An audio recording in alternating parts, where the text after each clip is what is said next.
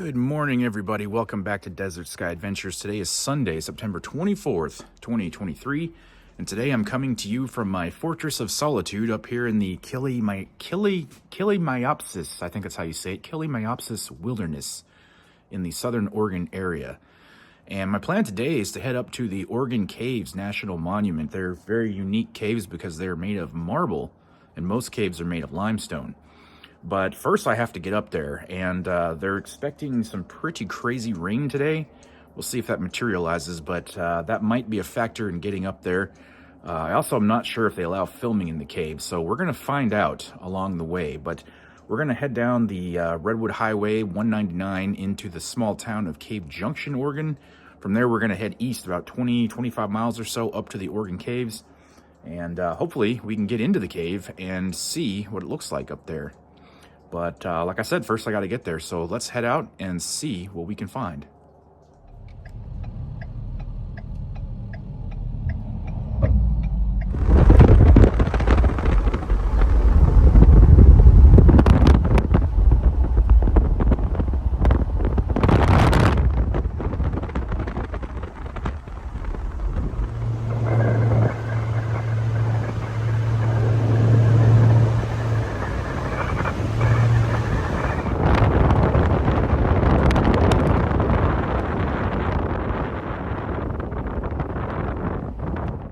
Right, so we have made the journey up to the entrance of the Oregon Caves National Monument.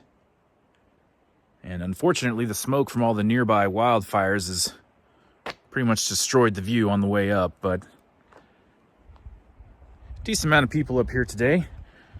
It's been about 10 years since I've been, probably at least 10 years since I've been out this way. But I do remember there's a quite beautiful path that leads you up to the caves over here, where we will get our tickets for entry and continue on.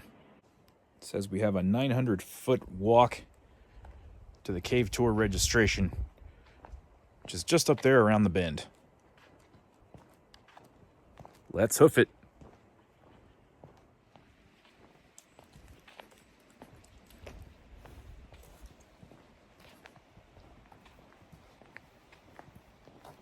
Can hear the water down there. We saw a waterfall on the way up here. Maybe it was coming from that little stream down there. Check this out.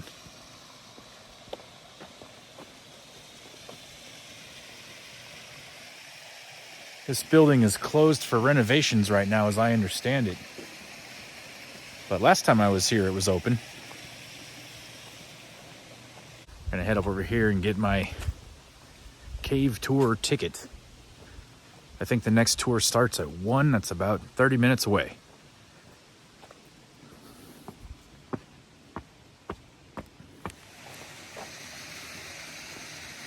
This building, I believe, at one time was a restaurant and hotel. But I don't really know if they're planning on fixing it up or what's going on with it exactly. Like I said before, it's been quite some time since I've been out here.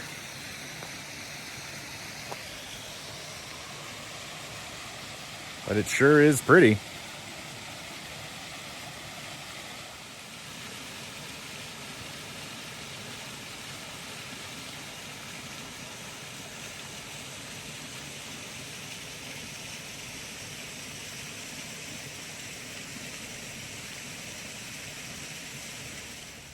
can see here the Oregon Caves Chateau is on the National Register of Historic Places from 1987.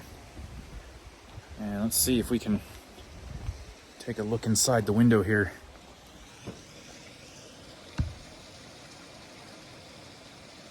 Definitely looks like a place in the middle of renovation. Or maybe in need of renovation. I don't know if they've started it. It doesn't sound like they, based on what the ranger lady said, that they had any plans to do anything with this anytime soon. So it could just be storage for now. Too bad. This is a really nice place when it was open.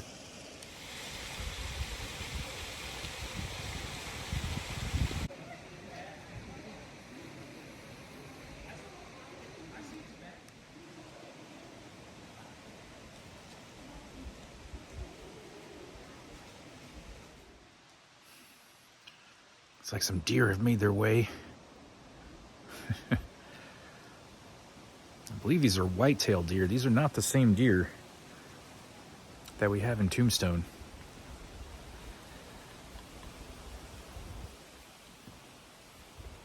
What's up, guys?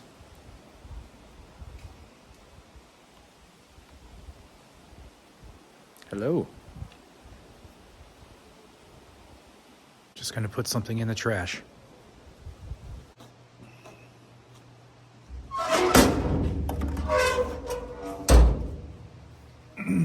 Sorry.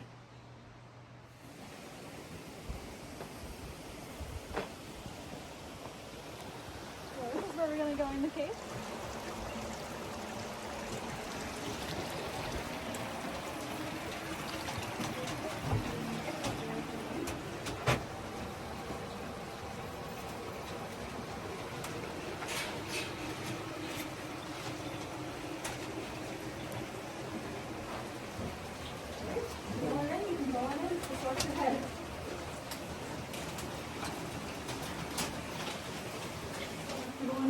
The one spot where I can let people out until they get to that halfway point.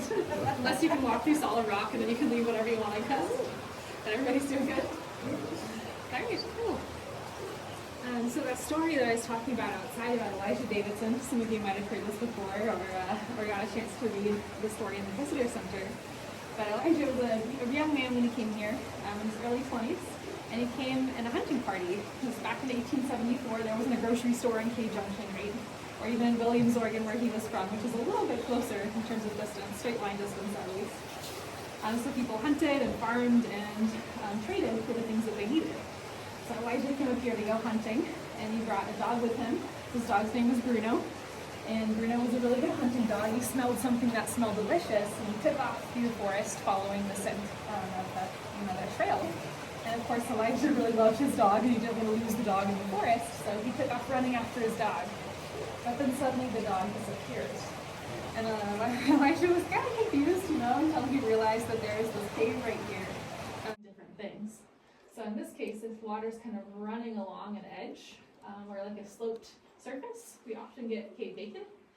If the water is dripping, of course, we get stalactites up there above us and stalagmites, those little bumps on the floor or on the shelves like these two next to me around you. If the water's kind of flowing in a big sheet, we get this stuff called flowstone, which is kind of the flat material all around us here. Those are made by the big sheets of water as well. So these are all the exact width of a water drop, all the way down, but the water keeps going through the middle and sitting there at the end.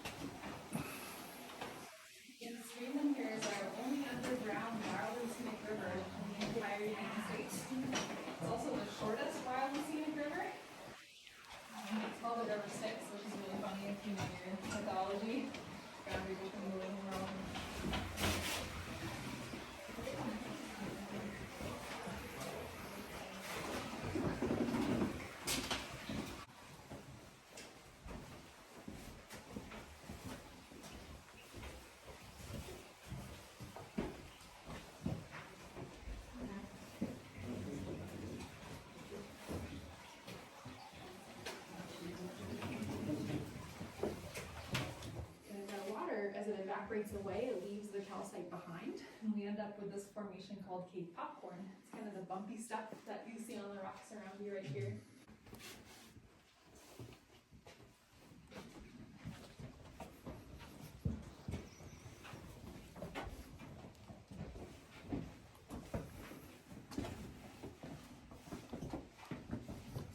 Kind of this white puffy looking stuff that's on the wall around us here, like this one, that is our moon milk. Wow. Some of you might have seen the exhibit in the visitor center, but this stuff has bacteria in it. Okay. If you look at it under a microscope, you can see these bacterial filaments. And we're not really sure what the bacteria are doing, like if they're maybe consuming something or maybe producing something. That's kind of helping create this calcite mud, but either way, they're in there, so they're usually found together. So it's likely that they're doing something. Yeah, definitely. It's really cool to think that some bacteria, not only made their way down into the cave from the surface and managed to survive here, but they're actually helping create one of the types of cave formations that we see. And this room is called the Imagination Room because it's kind of fun to use your imagination and look for shapes in the moon milk and the other rocks around us here too.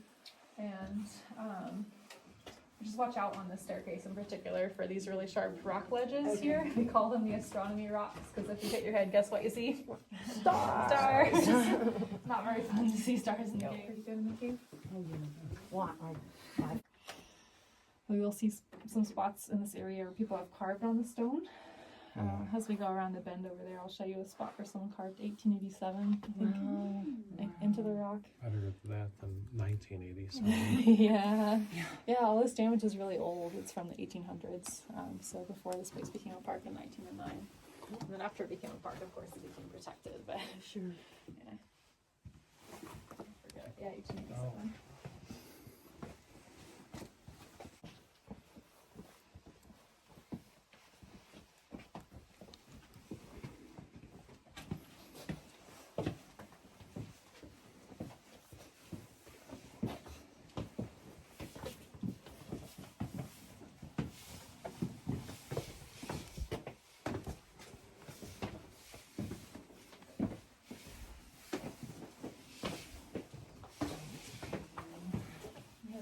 Duck right here. There's some pretty low rocks.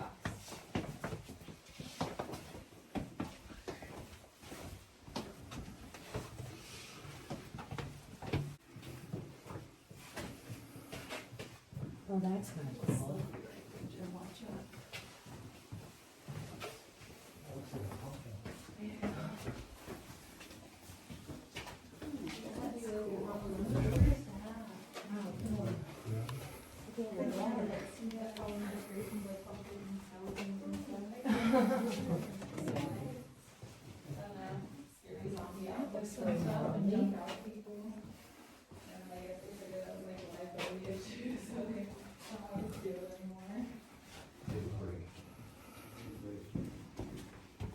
Yeah, but look at this rock, there's a lot more human writing.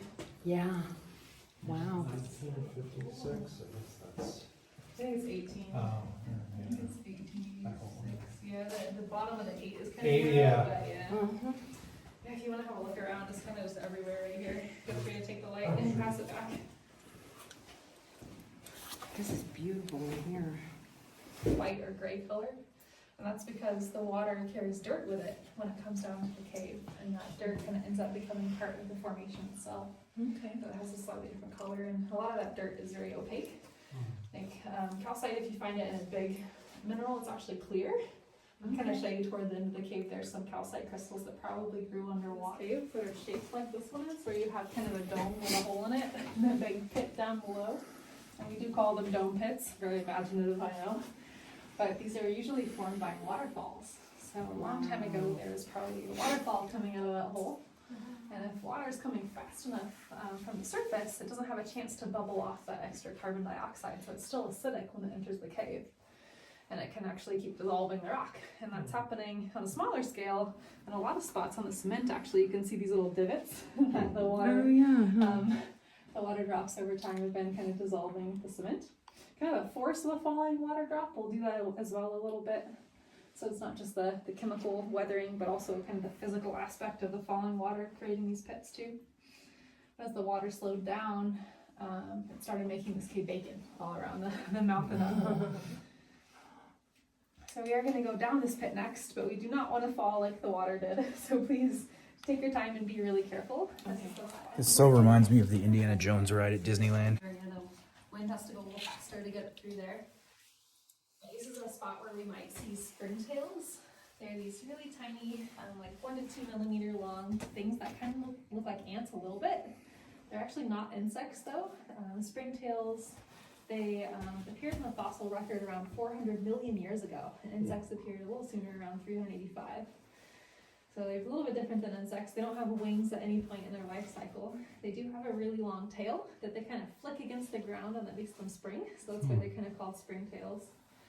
But there are loads of species of them on the surface in the forest. They're kind of everywhere around the world. But this is a new species. So of course its ancestors came from the forest, but it's been living in the cave for long enough that it's changed enough to become a brand new species. And it's white, like a lot of other cave animals, because there's no sun. It doesn't need to protect its skin, so it stops producing pigment. I hope I can help take a picture of you with a nice cave background. I thought, no, it's gonna be a good picture. Everybody's eyes open. Yeah. And nobody's bleeding. Cool. Yeah. Next up, we're gonna see the biggest room in the cave. It's called the ghost room, but it's not haunted, don't worry. There's like a lot of cleaner calcite in this area, so not so much dirt. It has that whiter color. Yeah, I personally think that this should be called the ghost room though, because this is where we have the cute little ghost on the wall. Kind of looks like the scream. Oh, yeah. It does. I remember that. Okay. Yeah.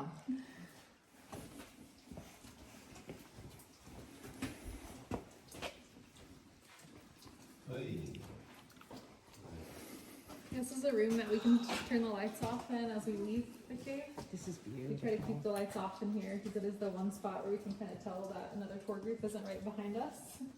Did we walk on that? Yeah, so there are a lot of stairs in here. We get to do all of them, don't worry. First we're gonna go over this side. Gonna go Look at all up the this way, water dripping.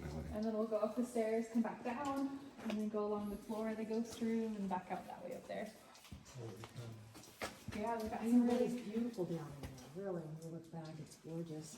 it's pretty amazing. All this like white bacon over here and some Flowstone and drapery too.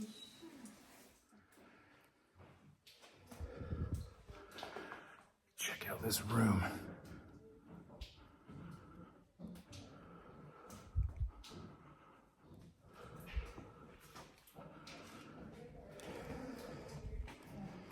Yeah, there are jaguars here in the past too. We found these 38,000-year-old jaguar bones. down here in the Wow. cave. A couple of different skeletons of those. And kind of like every other animal you can imagine from the forest as well. But yeah, there's the bones. Cool. Those are 3,000-year-old black bear bones. Wow. 3,000. My goodness. So around as old as the oldest pyramids in Egypt. Wow. And is that where they were found right there? Yeah, they were redoing the sidewalks actually because the first pavement that they put in here was like asphalt, like blacktop. Yeah. You can imagine how bad that was for the cave with all those Yeah. oils Yeah. leaching. So Sure. they removed that a few years later, and they had to remove a They bunch of didn't go through contaminated soil too. So they dug down right here, and they found the bones right there.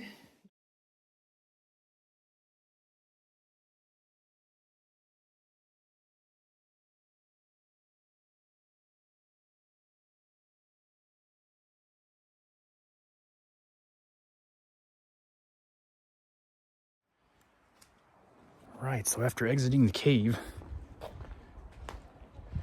it's a 3/10 of a mile walk back down to the visitor center, but at least it's all downhill, so that's pretty good.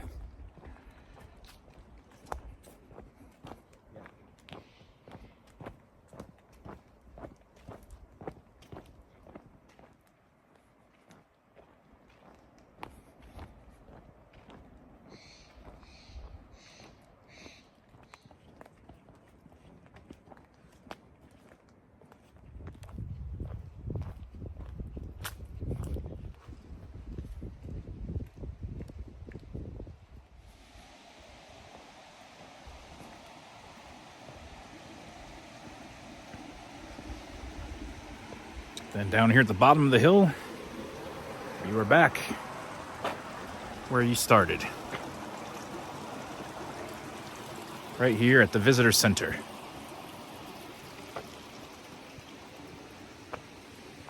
The park ranger lady said that this building over here was built in, I believe she said it was 1938.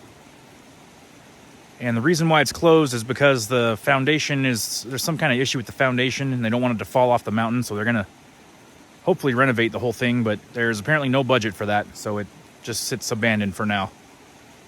It's kind of sad.